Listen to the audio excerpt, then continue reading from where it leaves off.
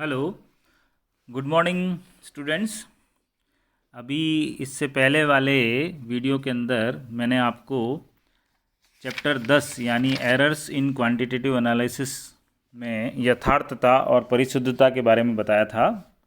आज हम उससे आगे पढ़ेंगे और जानेंगे कि सापेक्ष त्रुटि क्या होती है, उसके बाद में इसे क्या फॉर्मूला होता है इसका, फिर परिशुद्धता के बारे में जानेंगे और इनके अंतर के बारे में जानेंगे।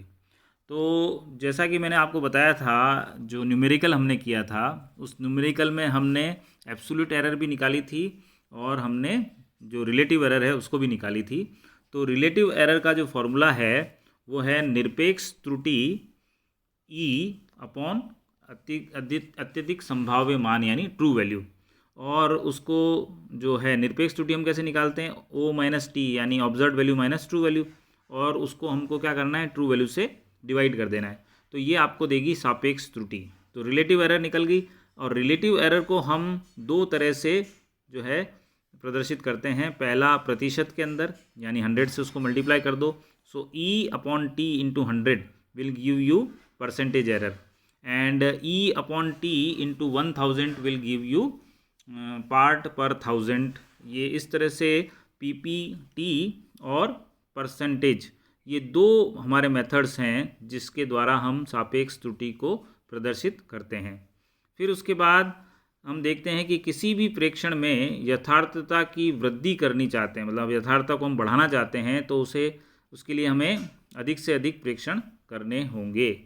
लेकिन अगर आपने एक ही एक्सपेरिमेंट को 50 बार कर दिया तो होता क्या है, उसके बाद 10 बार करने के बाद में हम देखते हैं कि प्रेक्षण जो है उसमें जो त्रुटि आना एकदम नियत हो जाती है, कांस्टेंट हो जाती है। तो अगर हम ज़्यादा बार एक्सपेरिमेंट परफॉर्म कर रहे हैं, इसका मतलब हम टाइम वेस्ट कर रहे हैं। तो कोई भी प्रेक्षण अगर हम कर रहे हैं और उसको कितनी बार करना है, ये डिपेंड करता है कि वो आपका जो प्रेक्षण है वो कितना इम्पोर्टेंट है। तो अगर आपका जो प्रेक्षण है वो बहुत इम्पोर्टेंट है, वो कई जगह यूज़ हो रहा है, तो हम उसको बहुत ही एक्यूरेसी के साथ में उसका निर्धारण करेंगे। लेकिन अगर आपका जो भी ऑब्जर्वेशन है वो ज़्यादा इम्पोर्टेंट नहीं है, तो उसके लिए अगर हम ज़्यादा एक्सपेरिमेंट करेंगे तो वो टाइम का वेस्टेज है और आपके जो संसाधन है उसका वेस्टेज है। तो हमें ये देखना है, सबसे पहले तो ये देखना है कि जो भी आप ऑब्जर्वेशन कर रहे हो उसकी इम्पोर्टेंस कितनी है। अगर वो प्रेक्षण इम्पोर्टेंट है तो हमें वहाँ पे यथार्थता के लिए समय देना होगा, बार बार प्रेक्षण लेने होंगे। जैसे फॉर एग्जांपल कुछ प्रेक्षणों में हमें बहुत ही अधिक यथार्थता की आवश्यकता होती है, जैसे परमाणु भार। अगर आपने पदार्थ का परमाणु भार गलत निकाल लिया, तो जब कभी भी परमाणु भार से रिलेटेड हम कोई भी कैलकुलेशन करेंगे तो उसमें गलती आएगी, तो वो गलती बढ़ती जाएगी। तो परमाणु भार आपका हमेशा एक्यूरेट होना चाहिए। इसी तरह से जितने भी कांस्टेंट हैं, जैसे फेराडे नियतांक, तो फेराडे नियतांक हमको कई सारे फॉर्मूले में काम में लेना पड़ता है, और अगर आपका वो नियतांक की वैल्यू गलत होगी तो उस पर बेस जितने भी फॉर्मूले हैं उनके द्वारा जितनी भी कैलकुलेशन होंगी वो भी सब गलत हो जाएंगी। तो जितने भी कांस्टेंट्स हैं, परमाणु भार है, उसके बाद में जितने भी मॉलिक्यूलर वेट हैं, ये सारी चीज़ें हम जो है बहुत शुद्धता के साथ, परिशुद्धता के साथ, यथार्थता के साथ में इसका निर्धारण करते हैं।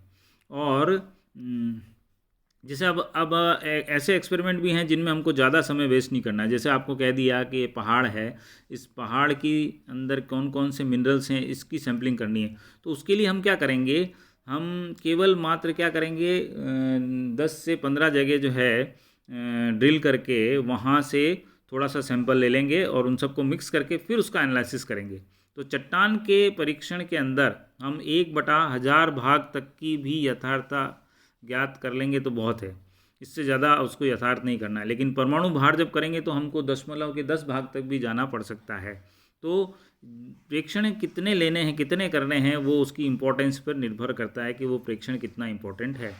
तो यथार्थता कभी भी सापेक्ष नहीं होती, ये मैंने आपको पहले ही बताया था, हमेशा निरपेक्ष होती है।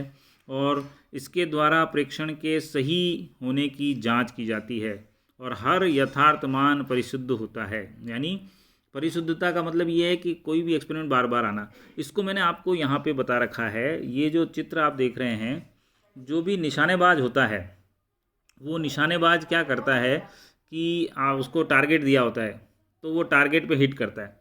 तो मैंने आपको यहाँ बताया कि ये जो सेंटर वाला जो है, इस सेंटर के अंदर वो सारे हिट हो रहे हैं, उसके जो जितने भी निशाने हैं वो अगर बिल्कुल सेंटर में जाके बुलजाए पे जाके लग रहे हैं तो वो कहलाएगा एक्यूरेट। लेकिन सपोज़ जो आपका निशानेबाज है वो थोड़ा सा भेंगा है, उसको थोड़ा सा टेढ़ा दिखता है, तो वो एक्सपेरिमेंट लगाता तो बुलजाए पे है, लेकिन वो लगता कहाँ है, उससे थोड़ा सा आगे जाके लगता है, तो थोड़ा सा हट के वो जाके लगता है, लगेगा एक ही जगह लेकिन वो बुलजाए से थोड़ा ऊपर जाके लग रहा है। तो अगर बुलजाए से ऊपर जाके लग रहा है और बार बार एक ही जगह पे लग रहा है तो वो कहलाएंगे कि वो वाला जो तीरंदाज है या निशानेबाज जो है वो प्रिसाइस है। लेकिन अगर वो बिल्कुल बीच में बीचों बीच सारे के सारे निशाने लगा रहा है तो हम उसको कहेंगे एक्यूरेट। तो एक्यूरेट और प्रिसीशन में यानी यथार्थता और परिशुद्धता में क्या अंतर है वो आपको ये डायग्राम बताता है। और अगर हम ऐसे निशानेबाज को ले जाएं जिसको कुछ भी नहीं आता तो वो क्या करेगा, ये जो मैंने क्रॉस के निशान कर रखे हैं यानी जो आपका बोर्ड है उसके हर जगह उसका निशाना लगेगा, लेकिन जहाँ उसको लगाना है बुलजाए वहाँ पे नहीं लगेगा। तो एक्यूरेट जो निशानेबाज है वो हमेशा बुलजाए पे हिट करेगा, सारे निशाने उसके वहीं लगेंगे हर बार। जो प्रिसाइस है वो बिल्कुल बीचों बीच नहीं लगा पाएगा, वो पहला जो आपका गोला है उसके मतलब जो सेंटर है उसके थोड़ा सा ऊपर वो लगा रहा है, उसके ऊपर वो जो लगा रहा है उसका कारण क्या है, या तो वो उसको दिखाई सही नहीं देता है या उसकी जो बंदूक जो है या उसका जो तीर है उसमें थोड़ा सा जो है एरर है, उसकी वजह से वो निशाना सही जगह लगाना चाहता है लेकिन उसका जो उपकरण है, जो उसका राइफल है, जो उसका तीर है वही गलत है, इस वजह से निशाना हमेशा बुलजाए से ऊपर लगता है। तो ऐसे निशानेबाज को हम बोलेंगे प्रिसाइज। तो यहाँ पर मैं ये जो मैंने आपको डायग्राम बताया है इससे स्पष्ट हो रहा है कि एक्यूरेट क्या होता है और प्रिसाइज क्या होता है। अब इसके बाद में आप देखेंगे हम पढ़ेंगे परिशुद्धता के बारे में।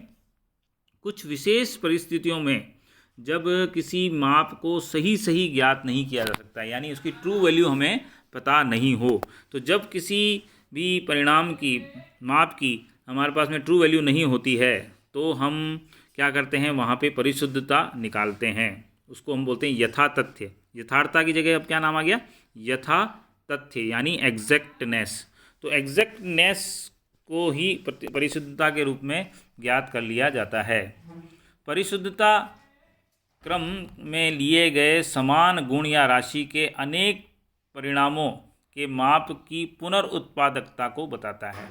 तो कोई भी जो ये वाला होता है यथार्थता जो है वो किसी भी माप के सही होने का जो है ज्ञान देती है, लेकिन परिशुद्धता क्या करती है, परिशुद्धता हमेशा किसी भी माप की पुनरुत्पादकता को बताता है, यानी रिप्रोड्यूस मतलब कोई भी रिजल्ट बार बार कितनी बार आएगा उसके बारे में, रिप्रोड्यूसिबिलिटी के बारे में कोई जानकारी देता है तो वो है परिशुद्धता। और परिशुद्धता को हम किस में नापते हैं, विचलन में। जैसे हमने पहले पढ़ा कि हम यथार्थता को त्रुटि के साथ नापते हैं, तो यहाँ पे परिशुद्धता को हम विचलन के द्वारा नापते हैं। तो परिशुद्धता विचलन का माप होता है। अब ये विचलन होता क्या है, विचलन कैसे निकालते हैं, विचलन यानी डेविएशन। और डेविएशन कैसे निकलेगा, हम जो भी ऑब्जर्व वैल्यू लेंगे उसको मीन वैल्यू में से, माध्य मान में से उसको घटाएंगे। अभी पहले अपन ट्रू वैल्यू में से घटाते थे, अब हमारे पास में ट्रू वैल्यू नहीं है। जब ट्रू वैल्यू नहीं होती है तो उस केस में हम क्या करते हैं, मीन वैल्यू लेते हैं। और जब ऑब्जर्व वैल्यू को मीन वैल्यू में से घटाया जाता है तो जो चीज़ प्राप्त होती है उसको हम बोलते हैं डेविएशन यानी विचलन। तो परिशुद्धता जो है इनडायरेक्टली विचलन के प्रोपोर्शनल होती है, इनडायरेक्टली प्रोपोर्शनल टू विचलन। So deviation is indirectly proportional to ये परिशुद्धता यानी प्रिसीशन। तो precision and deviation are inversely proportional to each other, ये आपको ध्यान रखना है। और दूसरा फॉर्मूला जो ये बता रखा है 10.5 इक्वेशन के अंदर कि डेविएशन यानी विचलन जो है वो ऑब्जर्व्ड वैल्यू और मीन वैल्यू का अंतर होता है। तो जो एब्सोल्यूट है ये जो विचलन है वो कैसे निकालेंगे, इसको हम दो तरीके से निकाल सकते हैं। विचलन के माध्य का भाग दे दो, विचलन में अगर माध्य का भाग दे देंगे तो हमें आपेक्षिक माध्य विचलन प्राप्त होगा। फिर उसके बाद में उसको 100 से मल्टीप्लाई कर देंगे जैसे हमने रिलेटिव एरर को किया था। फिर उसको 1000 से भी मल्टीप्लाई कर सकते हैं तो हमें पार्ट्स पर 1000 मिल जाएगा। तो जिस तरह से हमने एक्यूरेसी को एरर्स के रूप में नापा, उसी तरह से हम परिशुद्धता को डेविएशन के रूप में नापेंगे। और डेविएशन को हम 3 तरह से व्यक्त कर सकते हैं। एक तो सिंपल डी अपॉन एम, दूसरा डी अपॉन एम इंटू 100 और तीसरा D upon M upon into 1000। तो ये सारे के सारे तरीके हैं जिसके द्वारा जो है हम परिशुद्धता को व्यक्त कर सकते हैं। तो दोनों में कुछ ज़्यादा फ़र्क नहीं है, केवल मात्र फ़र्क है तो वह है ट्रू वैल्यू का और मीन वैल्यू का। तो वहाँ पर हम ट्रू वैल्यू रखते थे तो हमको एरर मिलती थी, यहाँ पर हम मीन वैल्यू रखते हैं तो हमको डेविएशन मिलता है। ये इतना सा ध्यान रखना है। अब हम पढ़ेंगे कि क्या डिफरेंसेस हो सकते हैं इसके अंदर। तो ये जो सूत्र अभी देखे आपने, वो परिशुद्धता को माध्य विचलन या अपेक्षिक माध्य विचलन के रूप में व्यक्त करता है। और यहाँ पर हमें ध्यान रखना है कि हम जो जितने भी होंगे परिशुद्धता को प्रति हज़ार में भी व्यक्त कर सकते हैं और प्रतिशत के रूप में भी उसको व्यक्त कर सकते हैं। और यहाँ मैंने आपको पहले भी बताया कि ये पुनरुत्पादकता को बताता है, लेकिन यहाँ दो चीज़ें हैं, पुनरुत्पादकता और पुनरावृत्ति, दोनों में बहुत अंतर होता है। अब ये क्या अंतर है ये भी बहुत इंपॉर्टेंट है, कोई आपसे पूछ सकता है। अगर किसी एग्जामिनर ने ढंग से पेपर बनाया तो वो आपसे पूछ सकता है कि what is difference between reproducibility and repeatability, यानी पुनरुत्पादकता और पुनरावृत्ति में क्या अंतर होता है। तो इसको कैसे विभेदित किया है, यदि प्रेक्षक अनेक माप एक ही दिन में लेता है, यानी कुछ ही अंतराल में, जैसे आपका कोई प्रैक्टिकल हुआ तो प्रैक्टिकल तो आपका 2 घंटे का होता है, तो 2 घंटे के अंतराल में आपने जितने भी एक्सपेरिमेंट लिए तो हम वहाँ पर जो परिशुद्धता नाप रहे हैं वो पुनरावृत्ति कहलाएगी। यानी हमारा उस समय निर्धारित है कि 2 घंटे के अंदर आपको 10 एक्सपेरिमेंट करने, और 10 एक्सपेरिमेंट करने के बाद में जो आपने परिशुद्धता निकाली है वो पुनरावृत्ति कहलाएगी। क्योंकि जो भी परिशुद्धता है वो क्या है, बार बार जो रिजल्ट आ रहा है उसी को बताती है। तो एक ही दिन में कुछ ही समय अंतराल में जो भी रिजल्ट दिए गए हैं वो तो कहलाएगी पुनरावृत्ति। लेकिन यदि प्रेक्षक अनेक माप कई दिनों के अंतराल में लेता है और फिर भी रिजल्ट सेम आते हैं तो उसको बोलते हैं पुनरुत्पादकता। तो यहाँ बस टाइम फैक्टर है, अगर टाइम फैक्टर कम है तो वो पुनरावृत्ति है, टाइम फैक्टर ज़्यादा हो गया तो वो रिप्रोड्यूसिबिलिटी यानी पुनरुत्पादकता है। तो ये चीज़ भी 1 नंबर के क्वेश्चन में आपसे पूछ सकते हैं कि what is the difference between पुनरुत्पादकता एंड पुनरावृत्ति, रिपीटेबिलिटी एंड रिप्रोड्यूसिबिलिटी, दोनों को विभेदित कीजिए। ये क्वेश्चन छोटा सा आपसे पूछा जा सकता है। अब आता है, मैंने आपको बताया सबसे इम्पोर्टेंट जो 5 नंबर का क्वेश्चन आता है, यथार्थता और परिशुद्धता में अंतर लिखिए। ये कई सालों तक एग्ज़ाम में पूछा गया है। तो पहला जो अंतर है, यथार्थता निरपेक्ष त्रुटि का माप होता है और परिशुद्धता विचलन का माप होता है, ये तो आपको मैंने पहले ही बता दिया। दूसरा, यथार्थता निरपेक्ष होती है यानी रिलेटिव होती है और ये एब्सोल्यूट होती है, और ये जो है हमेशा विचलन हमेशा सापेक्ष होता है, और परिशुद्धता सापेक्ष मान होती है। यथार्थता किसी माप के सही होने का ज्ञान देती है, परिशुद्धता उसी माप की पुनरुत्पादकता को प्रकट करती है। ये चीज़ भी आपको मैंने पहले ही स्पष्ट कर दी है। फिर हर यथार्थ माप के साथ में परिशुद्धता मिली भी होती है, लेकिन परिशुद्ध माप यथार्थ हो ये जरूरी नहीं है, यानी उच्च परिशुद्धता का अभिप्राय यथार्थता नहीं होता है। फिर आपको क्या करना है, ये 4 के बाद में आपको 5वां लिखना है उसका सूत्र, E will be error equal to O minus T, यहाँ पे लिखना है deviation equal to O minus M. फिर आपको रिलेटिव एरर लिखना है, इसी तरह से यहाँ पे अपेक्षिक ये लिखना है D upon M, D upon 100, उसको मल्टीप्लाई करना है 100 से, एक बार 1000 से मल्टीप्लाई करना है, और बाद में आपको क्या करना है वो चित्र बनाना है। और वो चित्र आपको मैंने बता ही रखा था पहले वाले उसमें कि वो जो तीर वाला अंदाज वाला है वो आपको उसमें बताना है।